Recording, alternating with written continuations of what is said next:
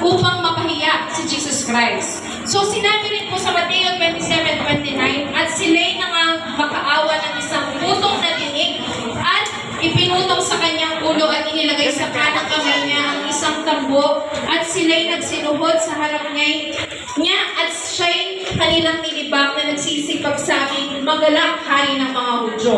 So habang po si Jesus Christ ay nandun, meron po siyang patong na tinig sa kanyang ulo. So yung mga sundalo, naghabi po sila, gumawa po sila ng putong na tinig at inilagay sa ulo ni Jesus Christ. Ito po ay isang uri ng korona na ginawa mula sa matitinik na sanga.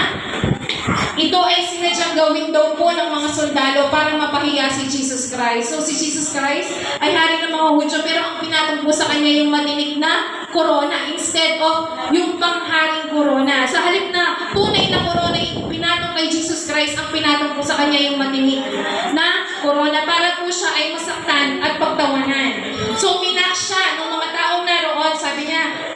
So yung mga tao doon, minak po siya ng mga tao, ikaw ba yung mga hari ng mga Hudyo habang nakapako po si Jesus Christ sa cross. So during that time po, si Jesus Christ ay napagod, nasaktan after all po ng mga ginawa sa kanya. So si Jesus Christ himself, hindi niya po na-carry yung napagod po siya, hindi niya na mabuhat yung kanyang cross. So tinulungan po siya ni Simon ng Sirene na maitala yung cross niya hanggang dun sa Mount Calvary or yung Golgotha ang tawag po, doon kung saan po lugar na ipinako si Jesus Christ. Kaya nang maipako si Jesus Christ, ang nasabit niya ay, Father, forgive them, for they don't know what they are doing. So, sino nga ba yung hinihingan ng kapatawaran ni Jesus Christ that time?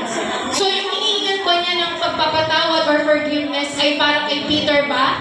Para kay Pedro ba? Sa Matthew 26:35, sinabi po dito na, sabi po ni Pedro, kahit na ikaw ay mamatay, sasamahan kita. Kahit ako'y mamatay na kasama mo, hindi kita itatatwa. Ngunit sabi ni Jesus Christ, 3 beses po siyang ikinaila. 3 beses po siyang hindi kinailala ni Peter. So, nung tinatanong na po siya ng mga sundalo, ikinaila po niya si Jesus Christ. Pedro himself denied Jesus Christ. Paano ba? Ano pa yung hinihingi niya ng kapatawaran ng Panginoon? Para ba ito kay Judas, one of the 12 apostles of Jesus Christ? So, Mateo 26:48, ang pagkakanulo ni Judas. So, pinagkanulo ni Judas si Jesus Christ para matukoy siya ng mga sundalo. So, yung paghalik daw po is showing love and care. Pero ang ginamit daw po ni Judas that time is parang kinis niya si Jesus Christ para it's a sign na matukoy siya ng sundalo na siya si Jesus Christ. So si Judas, binenta po niya si Jesus Christ ng 30 pirasong pilak. So pinag-trade niya si Jesus Christ kapalit ng 30 pirasong pilak. Or para kanino ba yung pagpapatawad? Maghingi ng patawad ng Panginoon. Para ba sa ating na gumawa ng pagkakasala dito sa mundo? Tayo nga ba yung naglagay kay Jesus Christ dun sa cross na yon? Amen. Our sin is responsible for putting Jesus Christ on that cross. Ang kasalanan natin is responsible kaya napako si Jesus Christ sa cross. Roma 5:8, ngunit ipinakita ng Diyos ang kanyang pag-ibig sa atin sa ganitong paraan na tayo'y makasalanan pa. Si Kristo ay namatay para sa atin. So sa unang wika ni Jesus, there is blessing dun sa statement ng ating Panginoon. Try to pause, try to meditate or think. Maaari sa buhay mo ngayon, may mga taong nakasakit sa'yo. May mga taong nagkakasala sa'yo. Maaaring ito ay kapatid mo, maaaring ito ay katrabaho mo, kaibigan mo, kaklase mo, kamag-anak mo, o ito ay maaaring kapatiran mo sa pananampalataya. Kung sino man yan, follow what Jesus did. Anong ginawa ng Panginoon? Magpatawad. Hihingan niya ng kapatawaran. Yung mga taong hindi naman humihingi ng tawad sa Kanya. Despite na siya pa yung ginawa ng masama, yung mga tao, hindi sila humingi ng tawad. Si Jesus pa ang humingi ng kapatawaran para sa kanilang ginagawa. When we forgive, it doesn't mean reconciliation. Restoration for the relationship. Pag nagpatawad ka, hindi naman kailangan na mabuo siya ulit eh. Kailangan mong magpatawad. Ito ay paraan na makakapagbigay ka ng awa. Mayroon kasi mga tao na hindi, kahit kasalanan na nila, hindi sila humingi ng kapatawaran. So what should you give yourself? Anong kailangan mong bigay sa sarili mo? You forgive that person. Ito yung magbibigay sa iyo ng magbibigay sa kanya ng awa, and then at the same time, kalayaan mo mula sa galit or sa sama ng loob. So through this, nagkakaroon ka ng peace of mind sa pagpapatawad. So kapag tayo naman ay nakagawa ng mali, hindi man agad nawawala yung pain or yung sakit na nagawa niya or yung sakit na naidulot sa iyo ng tao, at least we can free ourselves from hatred at saka bitterness. Hindi man ganun kabilis matanggal yung pain. Hindi natin sila i-wish, ganun man yung pain na naidulot niya sa'yo, sakit na naidulot niya sa'yo, hindi natin sila i-wish ng bad luck. Hindi mo papanalangin ng masama yung mga ibang tao. Instead, we pray and choose to forgive them. Hindi natin kailangan gumanti, hindi natin kailangan gawin or tularan yung ginawa nila. Kahit hindi sila humihingi ng tawad, let us choose to forgive kasi it frees us from sorrow and sama ng loob. Forgiveness daw po is an act of faith.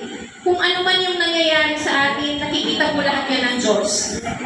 If you're offended, if you're betrayed, if you're mistreated, katulad ng mga nangyari kay Jesus Christ, it's up to the Lord. Laban na ng Panginoon yun. So 1 Pedro 2:23, nang siya'y inalipusta, hindi siya gumanti ng kapwa alipusta. Nang siya'y magdusa, hindi siya nagbanta, kundi ipinagkatiwala niya ang kanyang sarili sa Diyos na umatol ng matuwid. So tulad ng ginawa ni Jesus Christ, hindi tayo dapat gumanti or magbanta because God Himself will cry for you. Just like what He did for Jesus Christ on the cross. So the question now, meron bang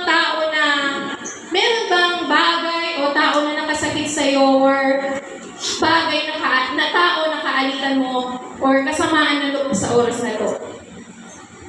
Meron bang tao na mas worse pa yung ginawa niya sa'yo kesa dun sa naranasan ni Jesus Christ? So try to reflect. Meron ka bang mga taong nakakasamaan ng loob sa panahon ngayon?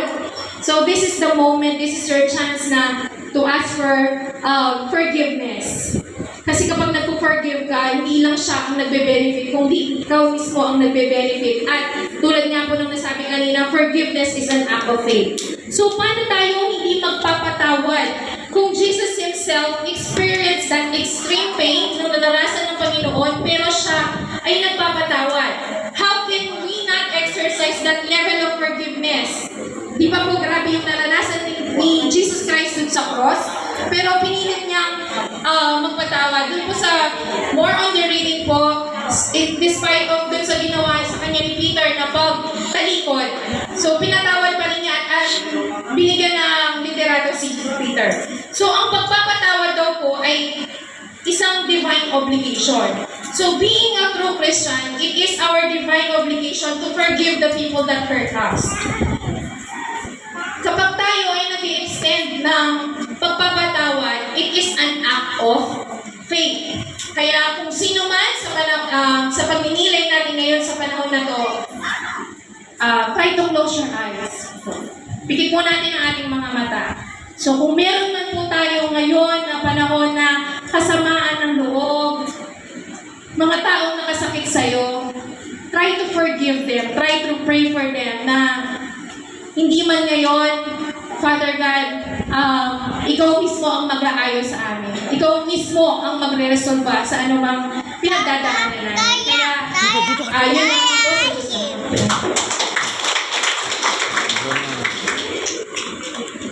gusto mo. Purihin po ating kanina, napakaganda ng salita ng ating Panginoon na sinabi. Tunay nga na napakadakila ng Diyos. Ang ating Panginoon, kahit anong ginawa mo sa Kanya, ano man ang mga kakulangan mo, ano ang mga bagay na ginawa mo sa Diyos. Pero ang ating Panginoon, hindi tayo kayang saktan. Amen. Hindi niya tayo kayang itakwil. Hindi niya kaya tayo lumapit ka lagi.